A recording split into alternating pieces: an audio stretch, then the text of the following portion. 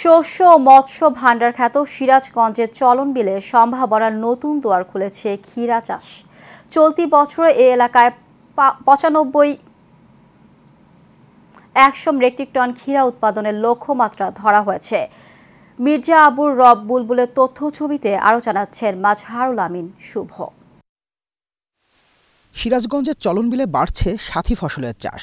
চলতি বছর পুরো চলনবিল এলাকায় ধান চাষের পাশাপাশি সাথী ফসল হিসেবে ক্ষীরা চাষ করেছেন চাষিরা। আবহাওয়া অনুকূলে থাকায় ও কোনো প্রকার রোগবালাই না হওয়ায় ক্ষীরার বাম্পার ফলনও হয়েছে। চাষিরা জানান বিঘা প্রতি 10 থেকে 12,000 টাকা খরচ হলেও উৎপাদন হচ্ছে 40 থেকে 50 মন ক্ষীরা। প্রতি মন ক্ষীরা মাঠ থেকে 1000 থেকে 1100 টাকা দরে বিক্রি হচ্ছে। এই বছরে 2 বিঘা জমি আবাদ করছি। এরকম দাম ভালো থাকলে আর ফলনের যে সাইজ দেখতে তাতে লাভবানই হব। কৃষকরা আশ্বাস দিচ্ছে যে না, অনেক ক্ষীরা হবে, ইনশাল্লাহ ক্ষীরের আবাদ আছে ভরপুর।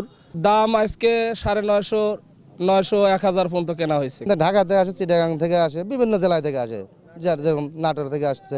এই মাত্র শুরু হচ্ছে আমদানি, কিন্তু খুব একটা আমদানি নাই, সীমিত আমদানি। তাড়াশ উপজেলা কৃষি অফিসার জানান ক্ষীরার আবাদ শেষে ওই জমিতে মুগ ডাল ও ভুট্টা চাষের পরামর্শ দেওয়া হচ্ছে। এবছরে কোনো রোগ বলাই না থাকায় এবং আবহাওয়া ভালো থাকায় ক্ষীরার যথেষ্ট ভালো ফলন হচ্ছে এবং পর্যাপ্ত দাম থাকায় কৃষকরা খুবই ক্ষীরা চাষে আগ্রহী হচ্ছে এবং মাঠ পর্যায়ে উপসহকারী কৃষি অফিসার থেকে শুরু করে আমরা সার্বক্ষণিক কৃষকদেরকে রোগ বালাই এবং এই কীটনাশক প্রয়োগ করতে হবে এই পরামর্শ দিয়ে আসতেছি, যাতে এরা নিরাপদ এবং নির্বিঘ্নে এই ক্ষীরার উৎপাদন করতে পারে।